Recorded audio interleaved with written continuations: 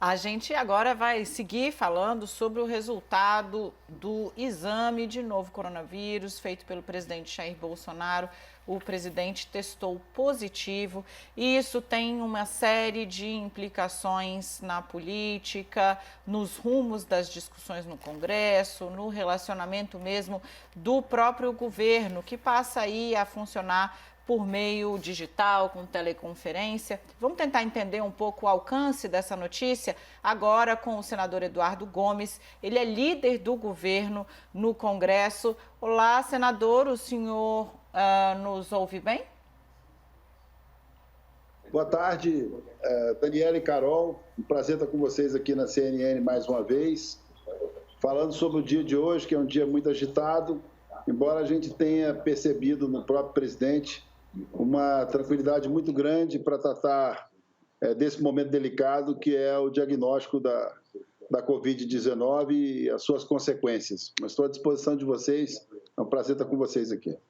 Líder, vamos começar falando um pouquinho sobre esse diagnóstico do presidente Jair Bolsonaro deixa uma parcela substantiva do governo e de seus principais articuladores um pouco sobressaltada durante os próximos dias. Por exemplo, o ministro da Economia, Paulo Guedes, teve agenda com o presidente Jair Bolsonaro ontem. Ela foi presencial. Rogério Marinho, que viajou, já fez o teste, mas ainda tem aquele período de incubação do vírus, parlamentares, enfim. Como a gente ainda não sabe exatamente quando foi, daqui a pouco, inclusive, nós vamos ter entrevista sobre isso, quando foi que o presidente se contaminou. Esse grupo, que não é um grupo dispensável, pelo contrário, faz parte da coluna vertebral do governo, fica aí um pouco sobressaltado. O senhor vê risco às atividades do governo, ao ritmo das conversas, da negociação, projetos importantes, inclusive em meio à pandemia?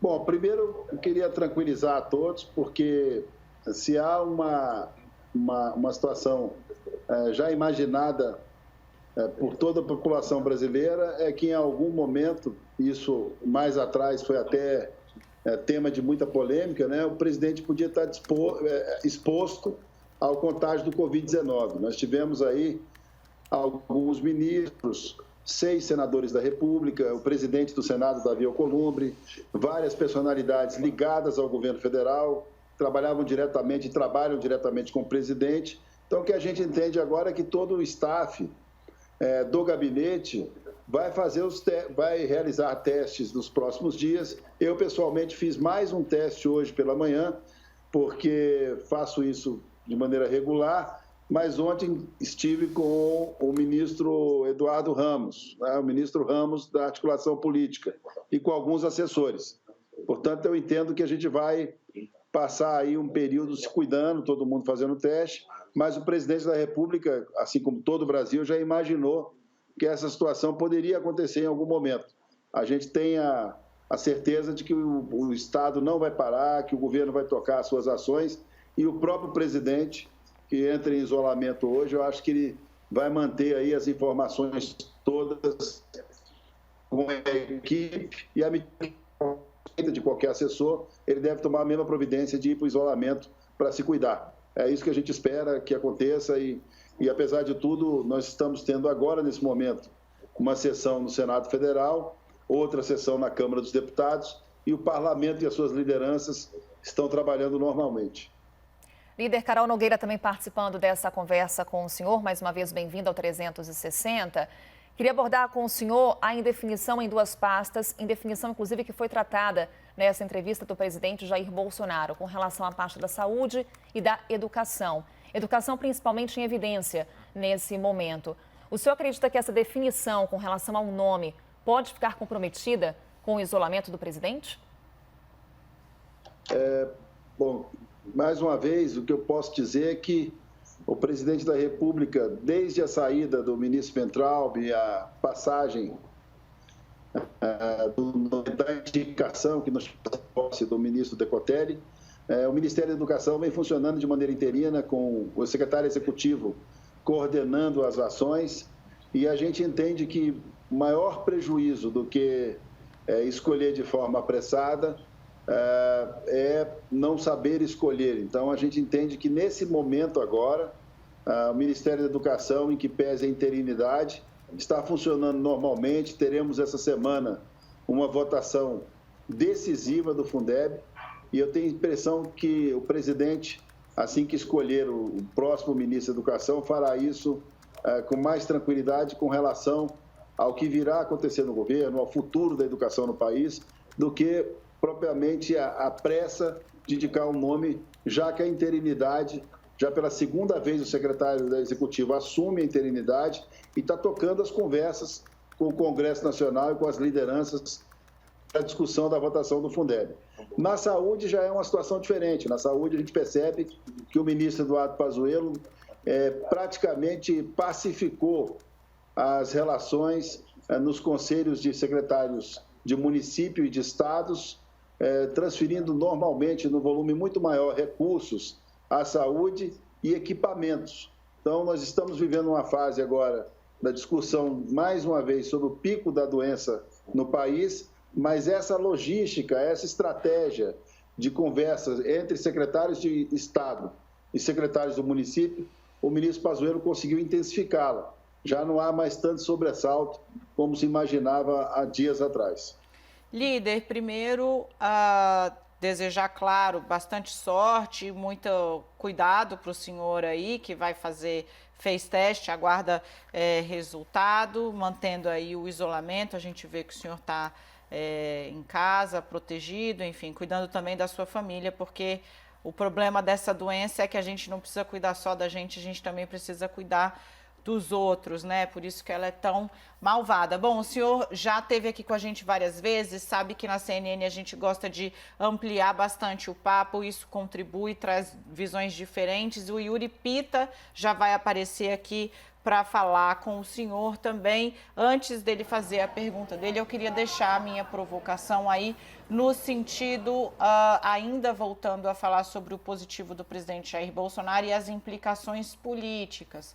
O presidente hoje, ao anunciar que estava doente e fez ali ao modo dele, né, ele tem uma forma muito peculiar, muito própria de se comunicar, tirou inclusive a máscara para mostrar para as pessoas o rosto, que estava com a cara boa, digamos assim, né, como as mães da gente falam, tá com a cara boa.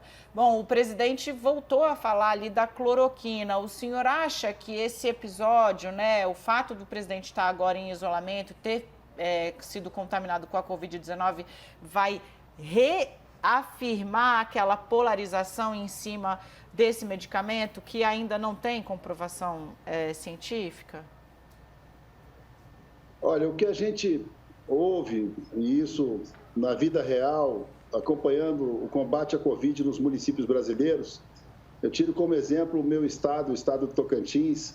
Vou pescar aqui uma cidade chamada Araguaína, onde mais de 1.000 pessoas fizeram um protocolo da cloroquina e estão recuperadas. Tivemos um óbito só nesse grupo.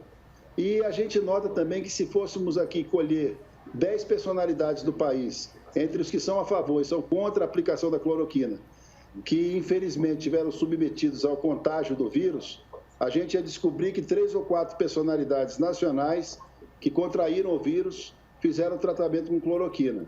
Então, eu acredito que esse debate já está bem impactando, como existe a decisão pessoal de autorização individual para uso do protocolo.